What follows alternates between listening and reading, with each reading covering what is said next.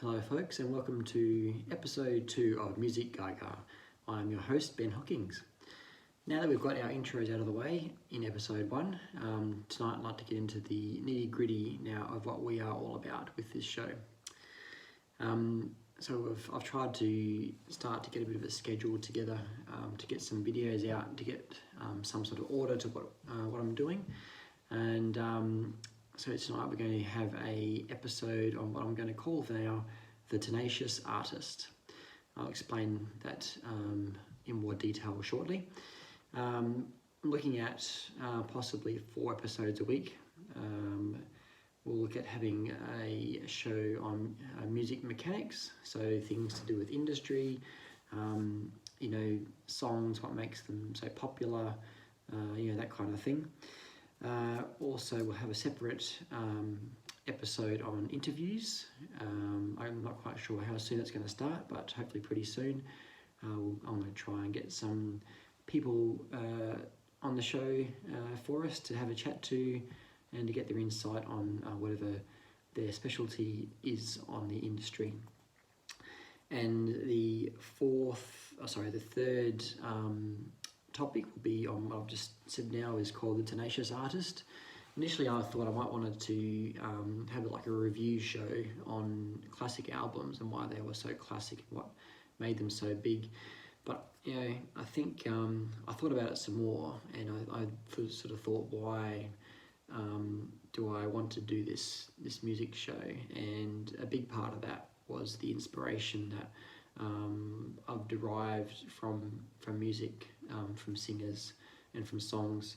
Not being a very creative person myself, I kind of find it a bit odd that I look to the music industry for inspiration, because being a runner and a bodyboarder, I've got people in those areas to look up to, but for some reason artists are top of the tree to me when it comes to being inspirational. So I sort of want to put a spotlight on artists' backstories.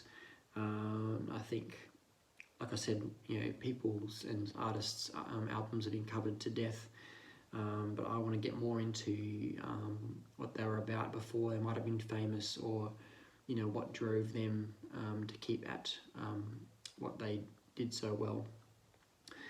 And that'll be tonight's episode. And the fourth topic, we'll have a episode just based on music news for the week. And this week we've had quite a lot of things go on. It might not be music necessarily, but it will be to do with, I guess, parallel industries possibly. Like I've alluded to in episode 1, that I want to talk about copyright, a bit, royalty, streaming rates, that kind of thing. So that'll be like a general news episode. Just as an aside, actually, before I go on any further, I pointed out to you episode 1, I had this Walkman as one of my props, which is this Sony Walkman, a classic sports Walkman from the 80s. It's in pretty good nick, actually. If you can probably see that, it's not too bad. Everything works really well. Appears to work very well anyway.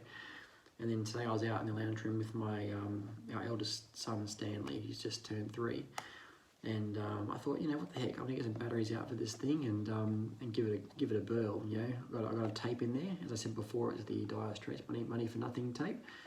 So I put some batteries in, some fresh ones, and initially nothing wasn't happening. So I'd be pressing fast forward and rewind a bit, and then after probably about 3 or 4 minutes of being pretty persistent, I started to notice that the spindles, whatever you want to call them, inside the middle of the tape started turning a little bit when I was pressing the fast forward. So another 5 minutes of forward and back and messing with a few buttons on the Walkman, we actually got the bloody thing to work. So so Stanley and I listened to a bit of Dire Straits for about half an hour, one headphone in each ear for each of us, and it was quite a lovely experience. I think hasn't been played for about 25 years, this Walkman, and now it's apparently as good as gold, so literally gold, because gold colour. And so I don't know, I can't see myself playing it every day, but you know what, it'd be good to break it out occasionally for a bit of nostalgia and play some of my cassette tapes that are part of my collection. Anyway, that's a bit of an aside for you for today. So we get on to tonight's episode on the Tenacious Artist. This person, I read about their a particular album of theirs in the newspaper, in the Advertiser here in Adelaide. Yeah, this is going back probably 10, 15 years, I guess now. I used to read the weekly reviews every week because I wanted to see what was the flavour of the week or the year. But often they would review older albums as well. Like I bought Queen's Sheer Heart Attack, just based purely off a review. Obviously, it's a 40-year-old album now, if not more. But it kind of helped get my interest into Queen. So, but this particular person tonight, I bought their CD based off this recommendation. It's quite hit or miss, buying it off a review, because I have bought albums like the Ting Tings, for example, who are touted to be one of the next big things in pop, going back again 15 years or so, and I didn't find the album that great at all, personally. And the Ting Tings, I think they're still together, but they never really got as big as what they were kind of forecasting. So, but anyway, this person I'm going to review tonight, we'll get there eventually, is an Adelaide lady, and she's become quite popular and well known, in the last 10 years or so. But I read this review on her album, and you'll find out now who it is, because I'm about to show you the CD I've actually bought 15 years ago. And this is Sia, and this is her album, We Are Born. I believe it was her 5th album that she released. And at the time I didn't know who Sia was really. I was just going by the review in the paper. I bought the CD and loved it. I played it in my car ad nauseum, and it was just she's got such a unique voice, but the hooks are so catchy. It was just a great CD from start to finish. So it's very singable. That's how I like my music, quite singable. So, and danceable, of course, too. So anyway, so over time I kind of, that was in 2005 thereabouts, I think. Sorry, I'm gonna sneeze. Oh, no, go on. That's okay. So that was, We Are Born came out really before Sia became really well known for her albums and her collaborations with people like David Guetta and Rihanna and those famous people. We Are Born is obviously one of Sia's own albums, and it really kind of set the tone, I think, for later on for her. But anyway, just going back to her, I guess her backstory, as far as what I've understand through reading about her and everything online. Sia, being Adelaide Adelaide girl, she I think she had a band called Crisp here in Adelaide. Wasn't a pure pop band, but played here on the scene. I think it was more like acid jazz, I think, from what I remember from the reviews. Anyway, this is back in the 90s, so we're going back probably a good at least 15 years before she sort of burst out on the international scene, and she had a singing part on Home and Away. For those of you who don't know, Home and Away, that's a long-running Australian, it's a soapy, I guess you want to call it, set in Summer Bay, so on the beach, very Australian kind of, background, aimed at the sort of teenage, market. Obviously, it appeals to a lot of people who are older than that. Sia had a singing part in that in 1997. So yeah, 1997. This is like, let's say it's 15 years before she sort of broke out with David Guetta and Titanium. So she had 3 albums come out, I think, initially, which weren't received all that great, and then a 4th album called Some People Have Real Problems, I think, which is probably her first album that had a bit of an impact on the charts. And then she released We Are Born, which is the one I just showed you, as her 5th album. And that's the song off that, Clap Your Hands, which, you know, if I told you to go make a song titled, you know, Clap Your Hands, and make it into a big pop song, you know, it's in my brain, I find that really hard to, I couldn't get around that. I'd be like, how do you make a song that's going to be popular called that, you know? But she has a song called Clap Your Hands, which is really, I don't know, it's really clever, catchy song. But of course, there are more songs off the album that are really good as well. So Clap Your Hands, I think, was the highest charting song for her off that album.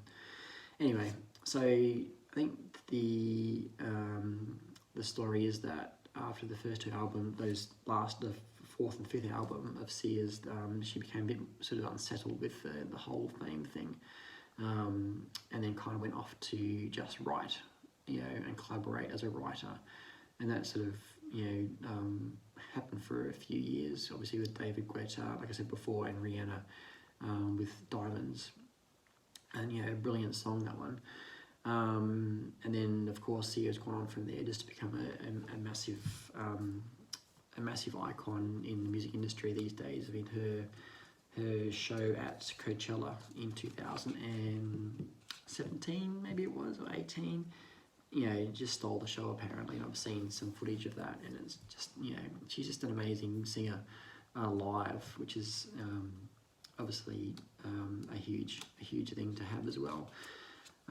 So anyway, the whole crux of the story is that, you know, Sia, she's been around since the 90s, you know, and that's a long time to be at your art for, before it becoming productive for you, I guess. And obviously loves what she does, because, and that's quite a common thing for a lot of successful artists, is that they have just stuck with it because they love it so much. So what under Sia, like, you know, she's brilliant. You know, she replied to a tweet of mine years ago now. This is already before she got inundated with fan mail and stans and that kind of stuff.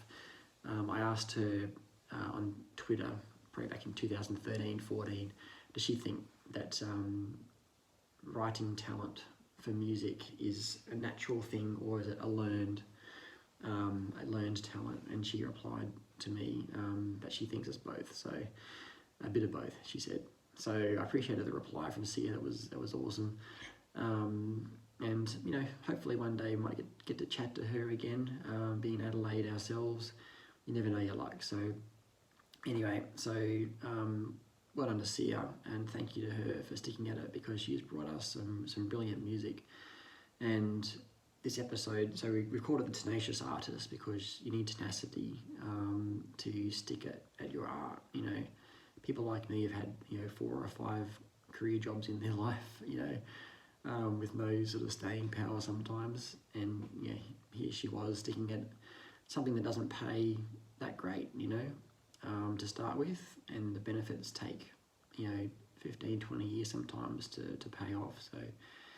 So this episode is for Sia, and we will have this episode every week on a new artist or a new band, and we'll have a discussion about how long they're in the industry, you know, before they hit it big. And there's so many stories about bands and singers who've taken, you know, years, if not decades, to get to that point. So quickly, case in point is Fountains of Wayne, and of course Adam Schlesinger, who passed away this week, the lead singer, one of the lead singers from Fountains of Wayne with that huge hit Stacey's Mum. They won an award in 2003 for that song as a Best New Artist, but they've been around for at least 10 years before that, so it's a funny impression that gives off, you know. So anyway, hopefully you've got a little bit out of that, and makes you think about what musicians go through, artists and songwriters and bands all go through to get to where they become well known, because it's always usually quite a long road. Okay, so next episode we will have music mechanics on, hopefully on Tuesday, but we'll see how we go with that. Keep an eye on this channel. Thank you for watching, and until then, this is Music Gaga, Ben Hawkins signing off. See you then.